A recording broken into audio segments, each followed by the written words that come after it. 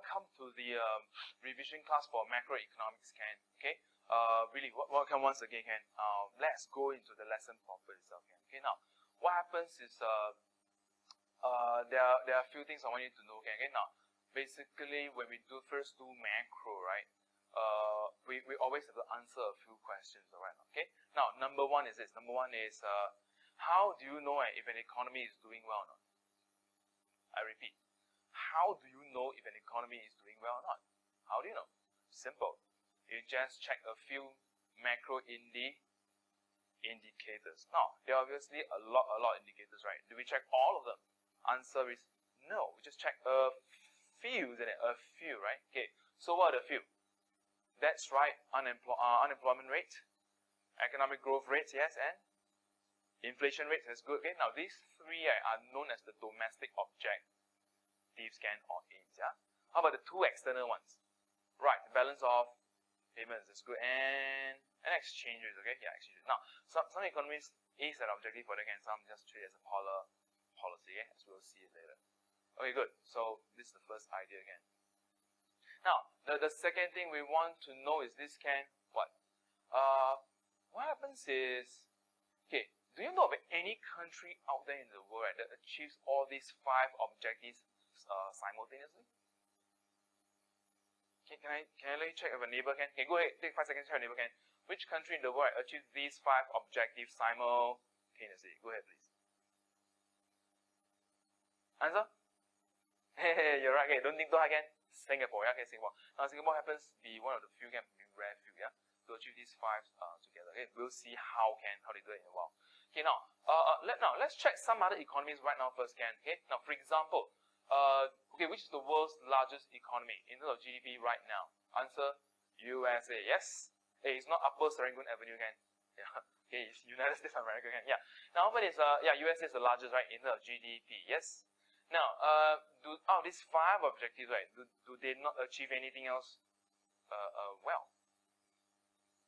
Yeah, that's right. Okay. So what happens is they have what? They have a very large BOT deficit. Okay, balance of trade deficit. Okay, what happens is what?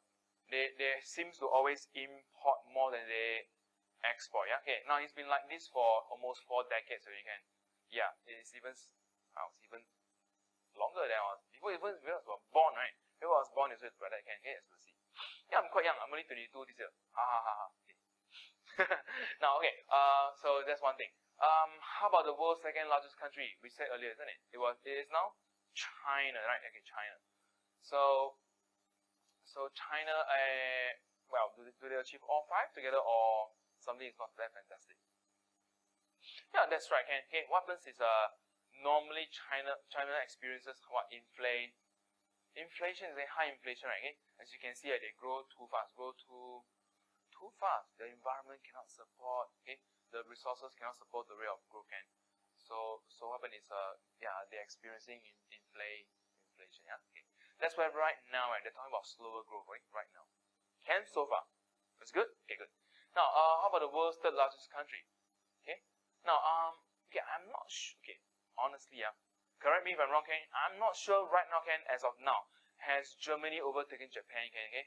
But otherwise, Japan is the world's 3rd largest economy, yes? Okay, now for Japan, right, all of these 5 objectives, which one is not well done? Okay, you are right, Ken, okay? It's what? It's growth, yeah? It's economic growth. Okay? Do you know that for the past 20 years or so, right, Japan more or less has been averaging growth of like 1%, 0%, 0.1%, 2%, minus 0.02%. Basically, on average, right, for Japan, for over the past 2 decades, has not really grown. Can you imagine? Can you imagine, like you can you imagine the day you were born an infant and today you're still an infant, right? Okay, yeah. So that's been like that for them, okay? We will see why later, okay? We probably use some case studies to understand these 3 economies closer, okay?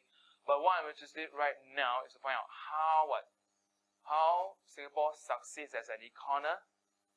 Again, we want to find out how Singapore succeeds as an economy, okay? So don't mind, Ken. I'll ask you to look at the next video and we'll find out how in a while. Thank you.